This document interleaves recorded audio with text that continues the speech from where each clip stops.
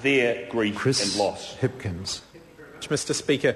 Speaker, this is the rainy day that we've been saving for. Those were the words of Bill English when he first became the Minister of Finance. This is the rainy day we were saving for. Well, if it was raining when National became the government, it must be pouring down now. It must be pouring down now because they're talking about breaking all of the election promises that they made New Zealanders at the last election. They weren't going to cut KiwiSaver. Now KiwiSaver's on the chopping block. They weren't going to touch working for families. That's on the chopping block. They weren't going to sell assets. They're on the chopping block. The slow-burning fire sale has started under the National Party because of Bill English's mismanagement of the economy. Because Bill English and John Key don't have a plan. They don't have a plan. They've actually got no idea what's going on for ordinary, hard-working New Zealand families. Under National, New Zealand has been going backwards. And what did John Key say on Monday? John Key said that on Monday that he lived in the real world. Well, John Key's real world. In John Key's real world, he got an extra $1,000 a week in tax cuts. Some people struggle to earn that much money in a week, but John Key got that much money each week just in his tax cuts. That's the real world that John Key claims that he lives in. John Key and Bill English and the rest of the national government are totally out of touch with ordinary hard-working New Zealanders who are struggling to make ends meet because the cost of living is going up.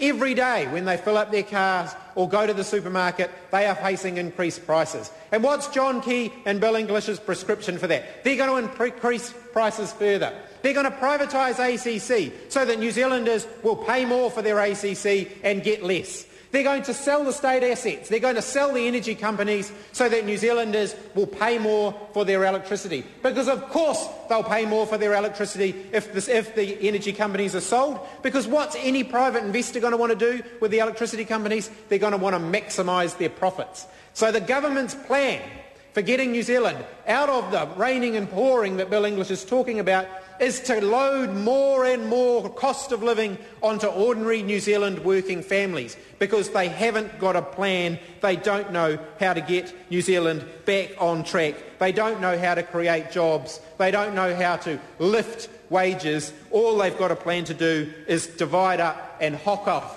whatever is left that the government may hold. Mr. Speaker, I want to talk about the cuts that the government are talking about in ACC, not just the cuts they're talking about, but the cuts that they've already made. This morning, Phil Goff and I accepted a petition on the forecourt of Parliament from the National Foundation for the Deaf, because now, under this national government, because of the cuts that have been made, New Zealanders who have faced hearing loss in the workplace are no longer covered by ACC. They cannot hear a conversation. If they were sitting here up in the gallery, they couldn't hear what I was saying, and yet the national government has cut the support that previously was available for them through ACC. That is an absolute disgrace.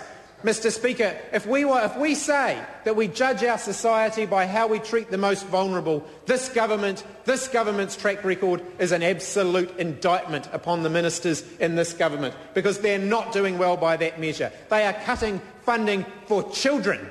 They are cutting funding for the youngest children in early childhood education, whose parents are struggling to make ends meet, and now they're having to pay extra for the early childhood education their children receive. They are cutting funding for people who need home help, elderly New Zealanders who need home help, and they are being cut. I'm not going to listen to anything Paul Quinn says, because he's got absolutely no idea what he talks about. He seems to think that if he just says it with a bit more volume, it might make some sense. Youngest children are facing funding cuts. Elderly New Zealanders are facing funding cuts. Hard-working Kiwi families on the basic wage are facing cost of living increases on a day-by-day basis. And yet this government have no plan for them. No plan for them, because this government's not in it for them. They're in it for themselves and their mates. They don't really care about the New Zealanders on Struggle Street, because in John Key's real world, where you get a $1,000 a week tax cut, everything's going along nicely. In John Key's world, where he gets a brand new BMW to cruise around in every 3 years, things are going along nicely. They're not going along nicely for New Zealanders who are working hard to make ends meet. They're struggling, and this government's got no plan to help them out.